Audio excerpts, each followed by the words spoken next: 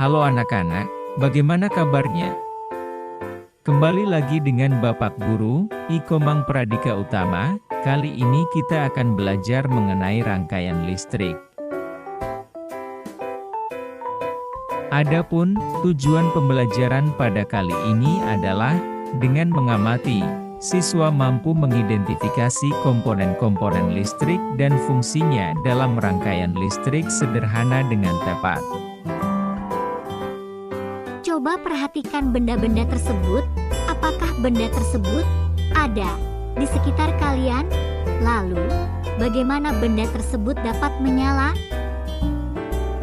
Ya, benda tersebut dapat menyala karena adanya arus listrik yang mengalir melalui rangkaian listrik. Rangkaian listrik merupakan kumpulan alat-alat listrik yang berhubung satu sama lain dan membentuk suatu jalur tertutup. Rangkaian listrik memungkinkan aliran listrik menjadi arus listrik.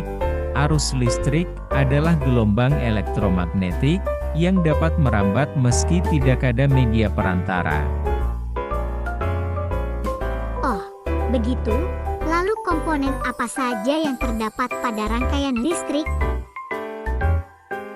Komponen pada rangkaian listrik terdiri dari sumber energi listrik, seperti baterai atau jaringan PLN, kabel penghantar yang berfungsi menghubungkan komponen dalam rangkaian, saklar yang digunakan untuk mengendalikan aliran listrik, dan lampu atau alat listrik lainnya yang berfungsi sebagai penerima energi listrik.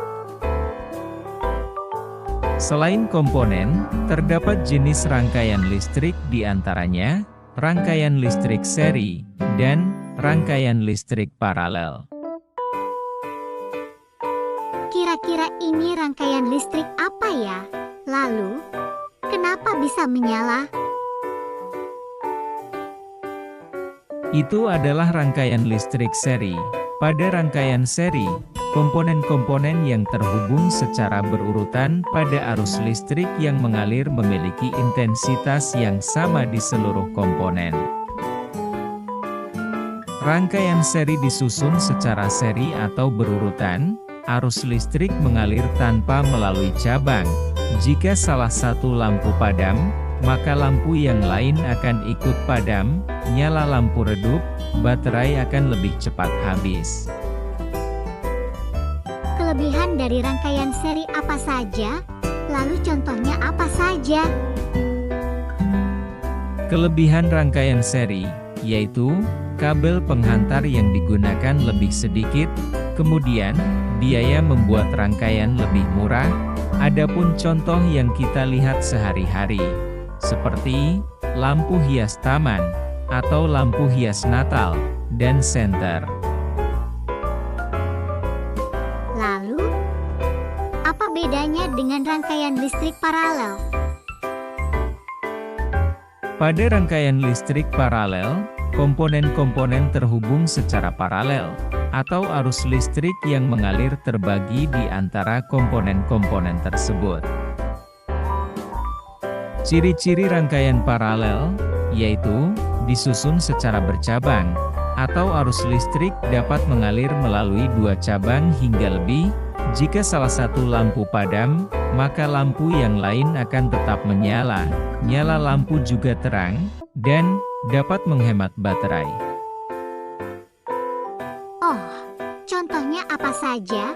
Apa rangkaian paralel tidak ada kekurangannya? Contoh rangkaian paralel yang sering kita lihat adalah lampu lalu lintas dan lampu yang ada di rumah kita. Dalam membuat rangkaian paralel, tentu membutuhkan kabel penghantar yang lebih banyak sehingga biaya pembuatan lebih mahal. Nah, sekarang kita akan mempraktekkan cara pembuatan. Pertama, kita letakkan setiap komponen sesuai dengan rangkaiannya. Lalu, sambungkan setiap komponennya menggunakan timah solder.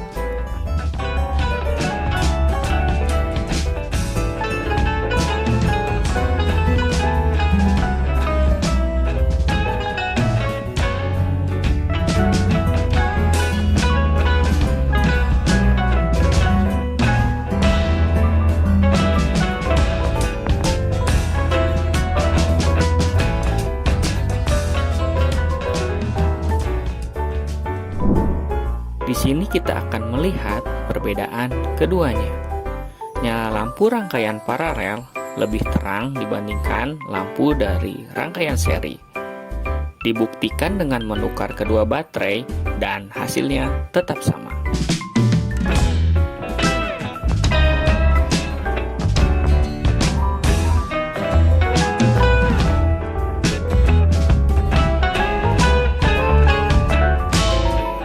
Praktikum membuat rangkaian listrik telah selesai. Nah, sebelum lanjut, Bapak akan memberikan sedikit pertanyaan sebagai berikut. Coba jawab pertanyaan berikut dengan tepat dan benar. Oh, jadi itu rangkaian listrik. Lalu, bagaimana arus listrik tersebut bisa mengalir? Arus listrik dapat mengalir karena adanya pengantar arus listrik. Pengantar arus listrik disebut dengan konduktor dan isolator. Konduktor merupakan suatu bahan atau zat yang dapat menghantarkan panas dan juga arus listrik, baik dalam bentuk zat cair, padat, maupun gas. Peristiwa ini disebabkan oleh benda atau zat yang mempunyai sifat konduktif dan mempunyai suatu sistem pertahanan relatif sangat kecil. Sifat konduktor dapat kita lihat pada kawat tembaga. Sifat-sifat konduktor yaitu memiliki konduktivitas listrik, memiliki resitivitas atau resistas yang kecil, dan tegangan traksi yang kuat.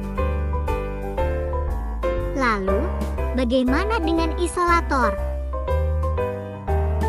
Isolator merupakan suatu jenis bahan atau zat yang sulit, bahkan tidak bisa menghantarkan panas atau arus listrik dengan baik. Isolator biasa dikenal dengan sebutan sebagai penghambat aliran listrik, karena bahannya yang sering dijadikan penopang beban, contohnya seperti plastik, kain, kayu, karet, dan kertas. Hori! Akhirnya aku tahu tentang rangkaian listrik. Tapi listrik itu berbahaya tidak untuk kita. Apa saja yang perlu diperhatikan jika kita berhadapan dengan listrik? Tentu listrik akan berbahaya bagi kita, maka dari itu perlu keselamatan kerja yang perlu diperhatikan, yaitu hindari menyentuh bagian rangkaian yang terhubung dengan sumber energi listrik saat rangkaian dalam keadaan menyala. Gunakan peralatan pelindung diri, seperti sarung tangan atau sepatu isolasi saat melakukan percobaan rangkaian listrik. Matikan sumber energi listrik saat tidak digunakan. Nah, itu dia materi pembelajaran kita hari ini. Bapak harap anak-anak dapat memahami apa yang sudah Bapak jelaskan mengenai rangkaian listrik. Coba amati gambar berikut adalah contoh rangkaian listrik seri dan paralel. Siapkan alat dan bahan yang sudah kalian siapkan, kemudian buatlah salah satu rangkaian listrik dari gambar berikut.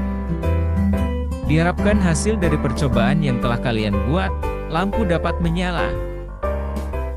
Sekian untuk pembelajaran kita hari ini, Bapak harap kalian dapat memahami dengan baik. Sampai jumpa di pertemuan selanjutnya. Terima kasih. Created using Powtoon.